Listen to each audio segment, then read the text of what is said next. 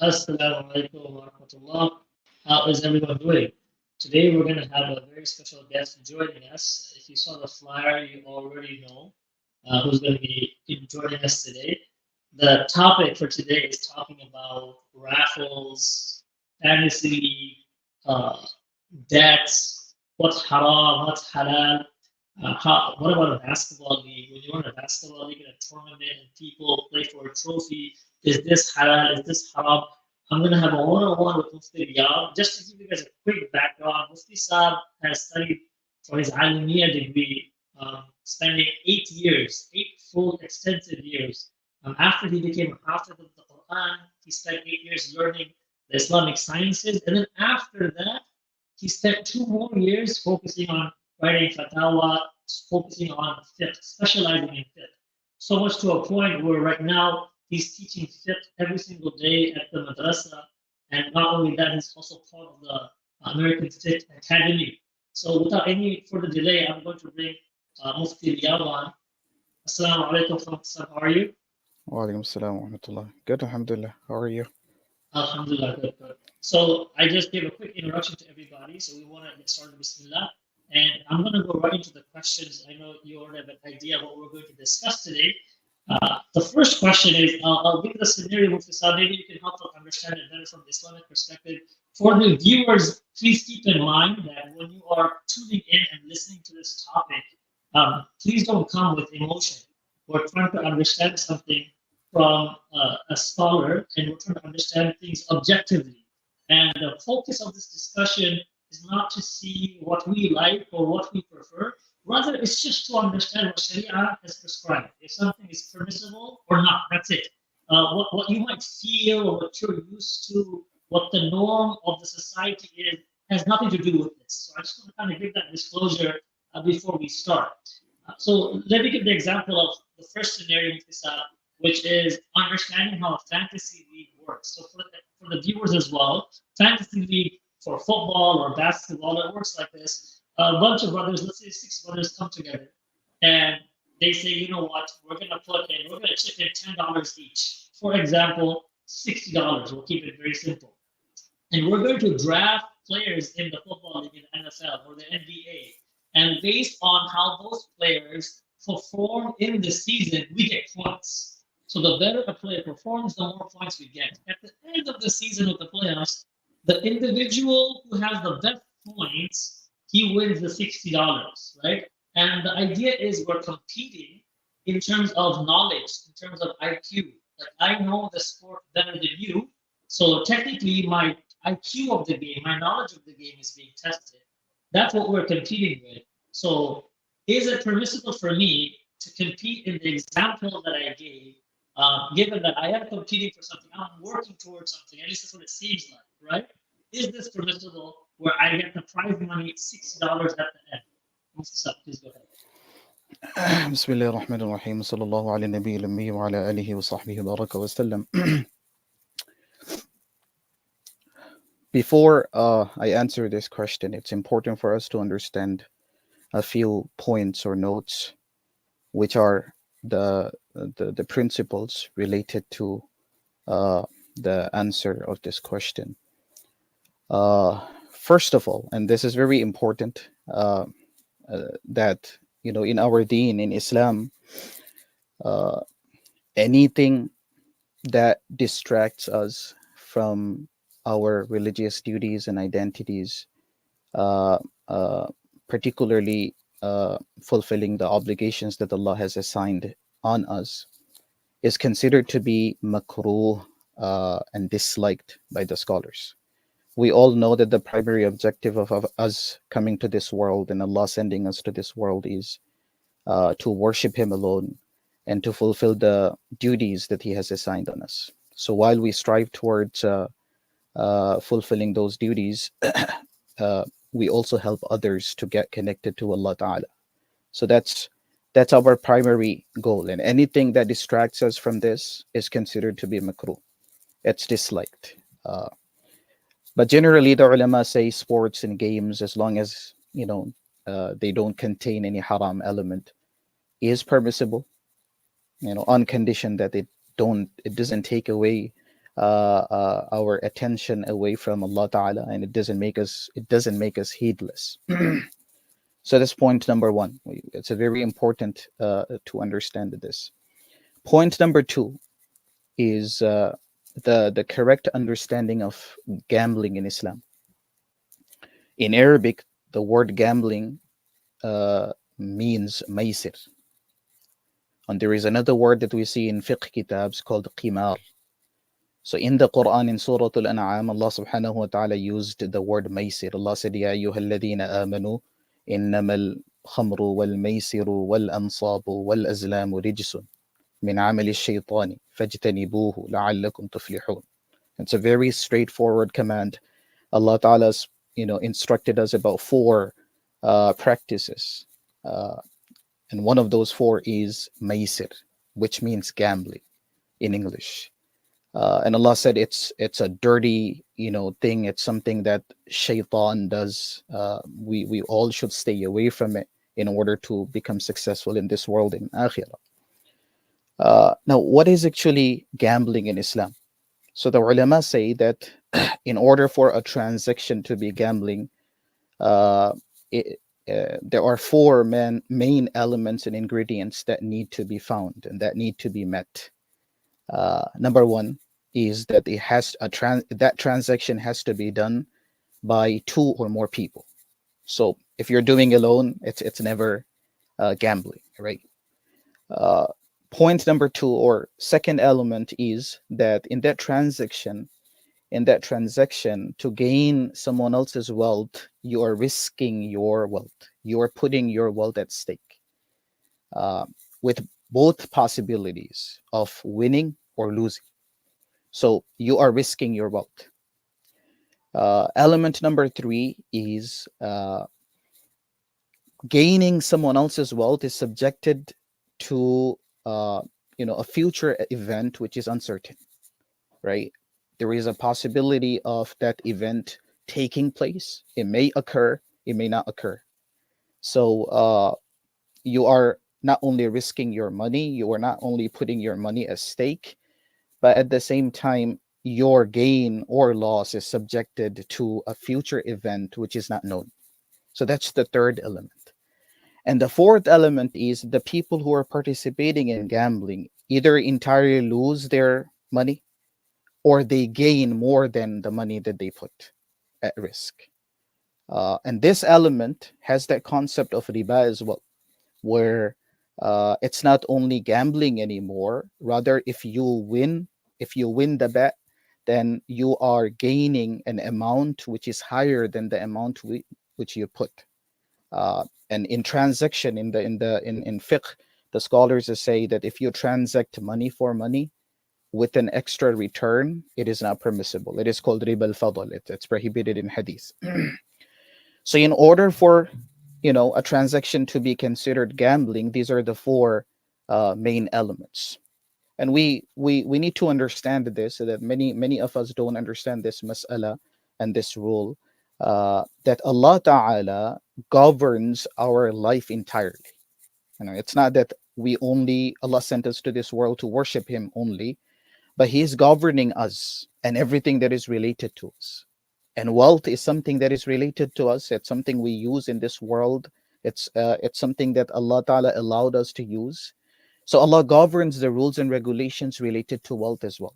Now, whether you like to put your money at stake, whether you like to risk your property, your commodity, for a larger return, and you don't care whether you're losing it entirely or not, Sharia is very strict about this masala. It doesn't go by your will. We have to go by Allah's instruction. So Allah Ta'ala says that it is impermissible, as I stated the verse of Surah Al-An'am, that it is impermissible, it is haram for us to gamble. And gambling is putting your money at stake with the hope of either earning more or with the fear of losing entirely. Uh, so that's point number two. Uh, Point number one was related to the rule of participation in these games, and second is understanding of gambling in Islam. Now, the third point, which is related to your question as well, and it is that entering a competition or a tournament with an entry fee. And the condition is that the winner gets everything. The one who would win will take all the money. This falls within the gambling, which is impermissible in Islam. And there is no difference between this form of gambling and the gambling that takes place in casino, because gambling is an action. It's a way of dealing, and it is not decided by how it's done or when it's done or where it's done. It's just a specific way of dealing. Whether you do it in casino, you do it in your fantasy league, or you do it in regular marketplace or anywhere, this is impermissible. So entering a competition with entry fee, and the condition is that the one who wins takes the entire amount, is impermissible, and there is no difference of opinion about the scholars in this issue. Everyone says this is gambling, this is impermissible.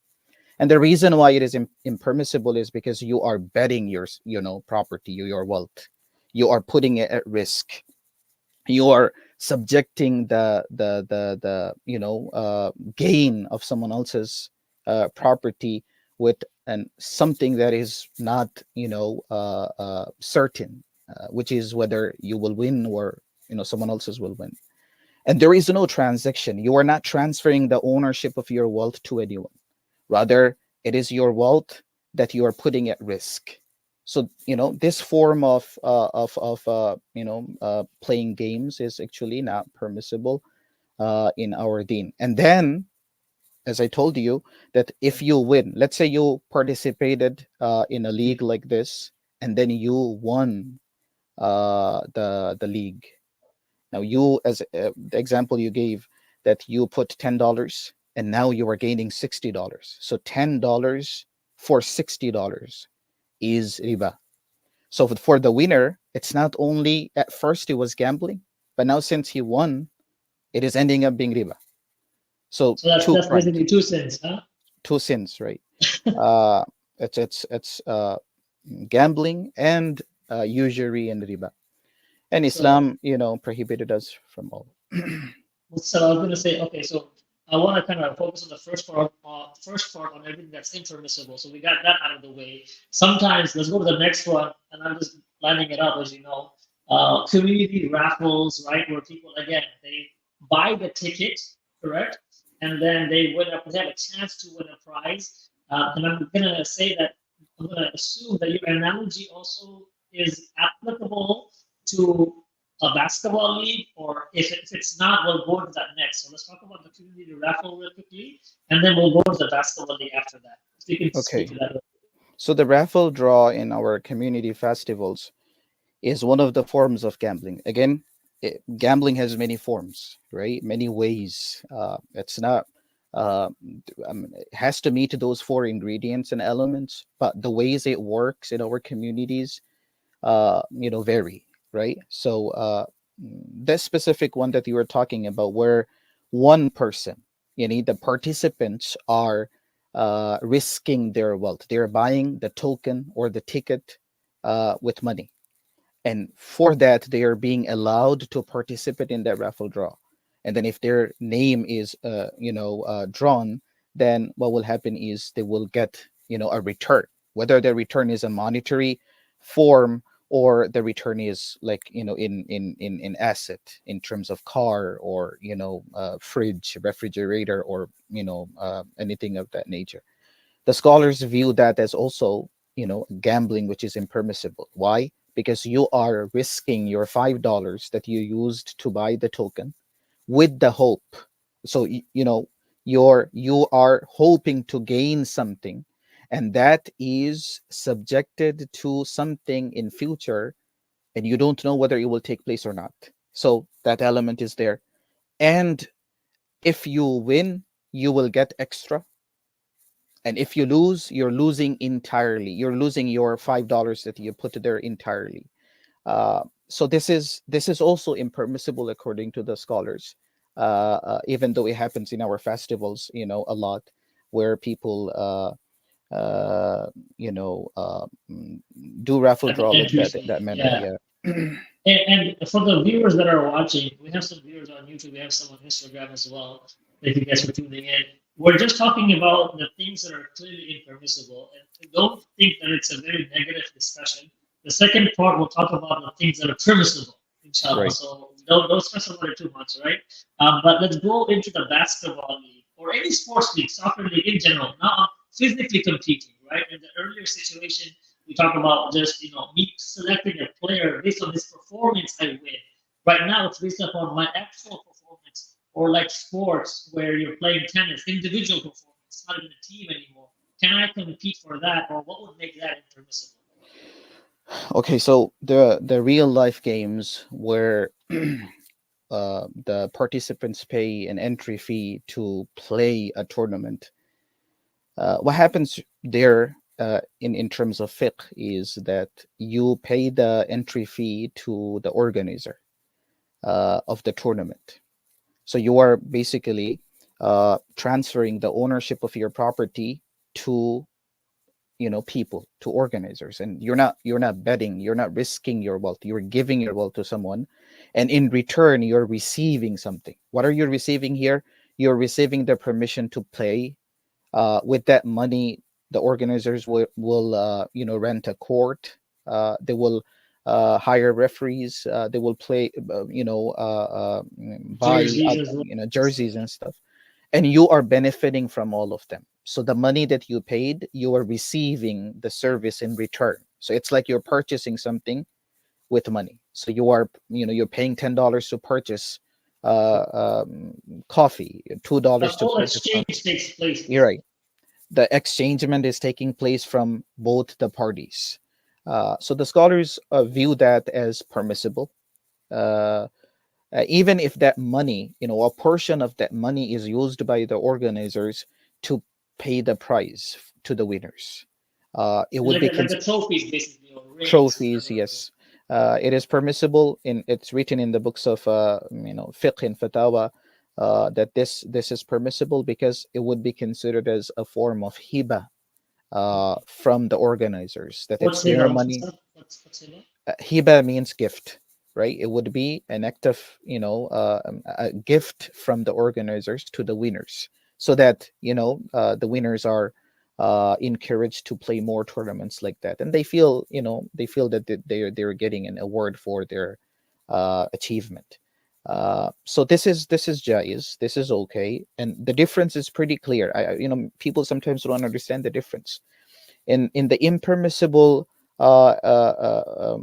gambling, where you are betting your money and not giving it to anyone, right? You are just putting your money at risk and saying that whoever wins will collect everything. But if I lose it, now obviously if I don't give it up front, I will give it when someone wins later. So I'm still risking my money, and I'm not giving that money to anyone. But here in real life tournaments where the organizers are getting the money from you, so the transferring of ownership is happening, and at the same time you are benefiting from the payment that you made. So you're receiving something in return. So this is actually a transaction where there is exchanging happening, and that makes it permissible. Okay, that helps a lot actually. So now that we covered that, and let's circle back to the discussion about the fantasy league when they have fantasy league football or basketball. The idea, and just to share with the audience, the idea of going to our scholars is not to feel disheartened, but to look for solutions or alternatives, right? So now that we understand what's clearly haram, I'm going to ask Mufti Saab if you can maybe share a way where the community members and brothers particularly who engage with fantasy league, our thing is we want to play, we want to have some competition, we'd like to have fun, we don't want to do haram, but we want to make sure the winner gets rewarded somehow. What is a permissible way for us to engage in a competition like this? Okay, so after studying this issue, I can think of a few permissible ways. Number one is pretty simple. You just, since it's a fantasy league where you make your own rules, right? You make your own team, you draft the players. The teams can be 6, 8, 12, 16, and you just play the game with no entry fee, right? You just pay it for fun. And even anyone is winning, if someone, obviously there will be a winner at the end of the tournament, at the end of the league, he just feels good that he knows about the game more than everyone else, right? That's it. There is no gain, there is no loss. That's the very basic permissible way. And there is another way that can work, which is that there is no entry fees paid. No one charges anything. No one makes it a condition that we will pay any money, and the winner will get everyone. But out of courtesy, what happens is they say that if someone wins, we will give him a dinner, right? We will give him a dinner. So now we know that someone will definitely win, right? In that league. So you're not risking anything. At the end of the tournament, you will have to take someone to a dinner, right? Or you're buying. Let's say people agreed to buy a trophy and award the league winner. So in that case as well, that you will have to contribute towards a purchase of that trophy. Uh, uh, it is considered. I mean, it is permissible too. It's like a form of hiba. It's a gift, but it's conditional, that you are not giving it to anyone and everyone. You are giving it to someone who will win. So, on condition that one party wins, one participant wins, you will give that money to someone. So, this is called hiba mashrut, tabarru' mashrut in fiqhi term, and it is jaiz as well. Uh, and then the other one that I can think of, but I don't know if it can work or not.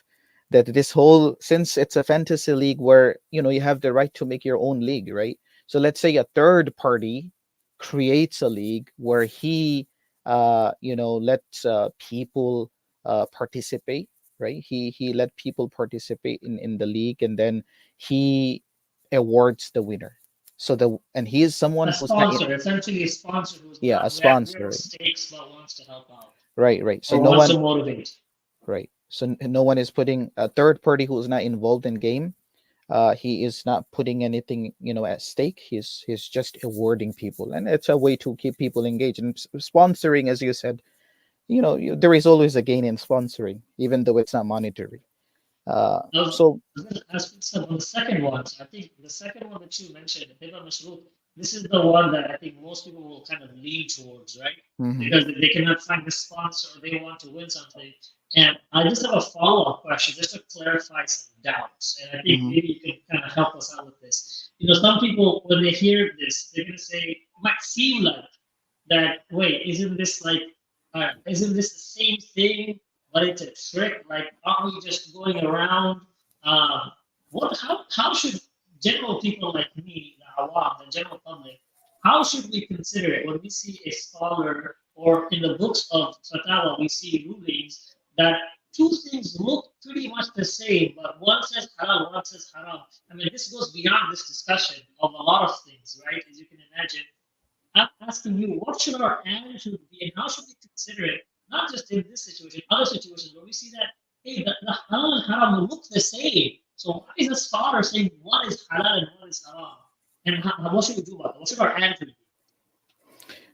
So it looks same because the way it is concluded is not understood properly, and that's why it looks the same.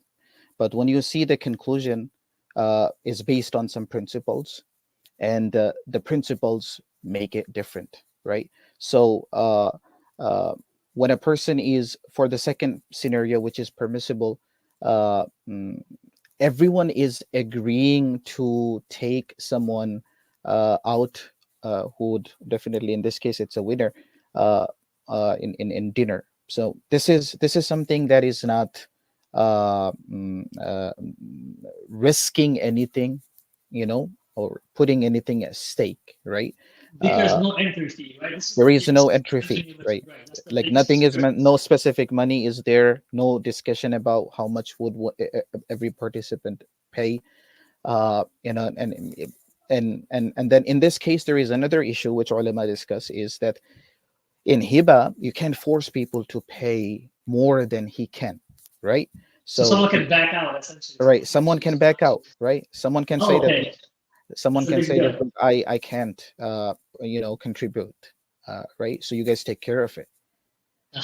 So he can back That's a out, big difference. That's a big right? difference outcome-wise, yeah. So when he can do that, and the other participants take care of it, even one participant says, "You know what, I will take care of it." So this is one-sided bet, and I one-sided see. bet is jais, because you're basically taking a vow to give out something, and giving out something on your own is jais in sharia. And that's why I said one of the major elements is, for gambling, is that there has to be two or more than two people involved. If you're doing it on your own, like if this happens, I'm gonna donate $20. If that doesn't happen, I don't have to do it. It's jais if you're doing it alone. So again, generally, when, like, I always like to give that example that GG. and I don't know how it would sound.